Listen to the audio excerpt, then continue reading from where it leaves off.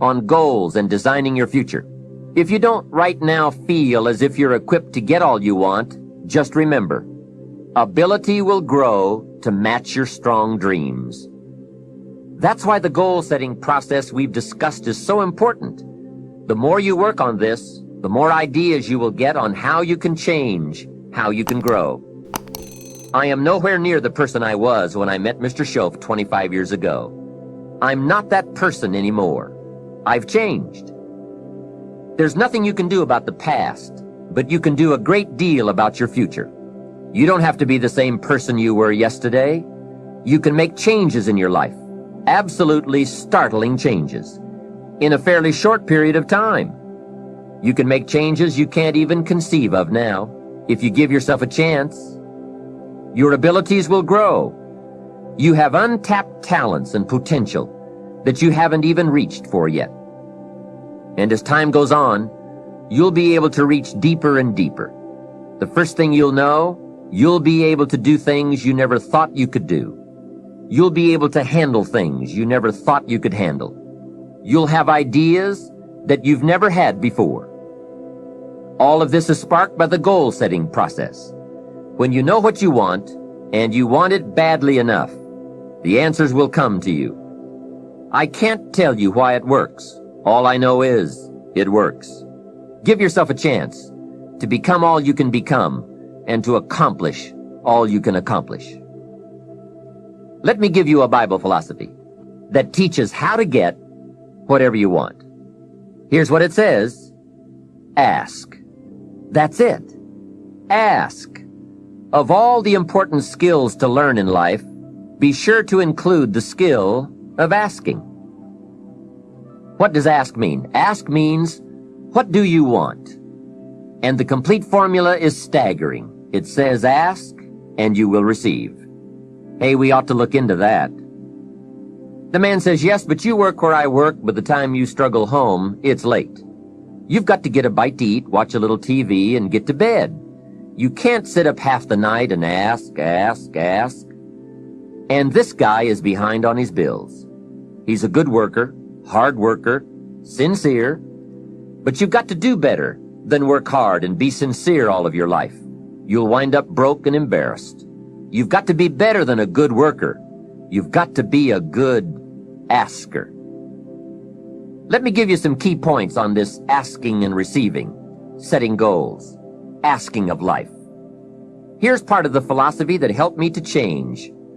First, asking starts the receiving process. Asking is like pushing a button, and all this machinery starts working, mental and emotional machinery. I don't even know how it works, but I do know it works. There are a lot of things you don't need to know how they work. Just work them. Some people are always studying the roots. Others are picking the fruit. It all depends on what end of it you want in on. So asking is the beginning of receiving. Second, receiving is not the problem. You don't have to work on receiving. It's automatic. So if receiving is not the problem, what is the problem? It's failing to ask. The man says, I see it now. I got up every day this year and hit it hard, but nowhere in my house is there a list of what I want from my life. Can you see? Good worker, poor asker. Third, receiving is like the ocean. There's plenty, especially in this country. It's like an ocean here. Here, success is not in short supply. It isn't rationed, so that when you step up to the window, it's all gone. No. Well, if that's true, what is the problem? Well, the problem is some people go to the ocean with a teaspoon. Have you got the picture? A teaspoon. What I suggest you do in view of the size of the ocean is trade your teaspoon for at least a bucket, and you will look better at the ocean with a bucket. Kids won't make fun of you. Now, here's something else to remember about asking. There are two ways to ask. One is ask with intelligence. It didn't say ask intelligently, but I'm sure it meant that. Don't mumble. You won't get anything by mumbling. Be clear, be specific. Intelligent asking means how high? How long? How much? When? What size? What model? What color? Describe what you want. Define it. Remember, well-defined goals are like magnets. The better you define them, the stronger they pull. And give your goals purpose. Answer both questions. What do I want? That's the object. And the second question, what for? That's purpose. Purpose is stronger than object. What you want is powerful and it will pull, but what you want it for is more powerful. Here's the second way to ask. Ask with faith. Faith is the childish part. It means believe you can get what you want like a child, not an adult. Many adults are too skeptical. They've lost that wonderful childlike faith and trust. Don't let that happen to you. Believe in, have faith in yourself and your goals. And get excited like a child. Childlike enthusiasm. Nothing can beat it. Kids think they can do anything. How exciting. They hate to go to bed at night and can't wait to get up in the morning. Develop that kind of enthusiasm toward your life and your goals. And be curious like a child. Kids can ask 1,000 questions.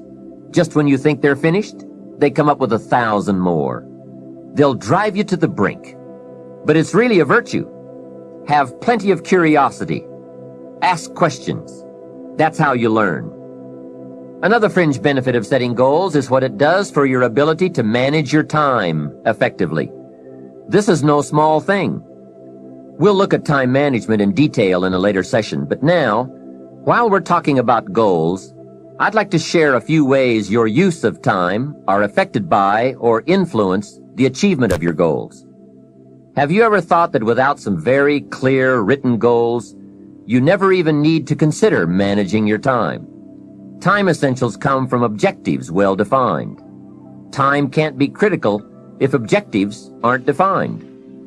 Now you might be one of those uniquely fortunate individuals who can keep all their objectives and purposes clearly defined in their minds and operate from that. But I wouldn't take the chance. Write your goals down and set careful priorities. Sometimes priorities are determined by the season. For a farmer in springtime, the season dictates his most important activities. During the spring, a farmer must work around the clock, burn the midnight oil, and keep the equipment running because he has only this small window of time for the planting of his crops. One of the difficulties of living in an industrialized society is the losing of the sense of seasons. When to pour it on, when to ease back, when to take advantage.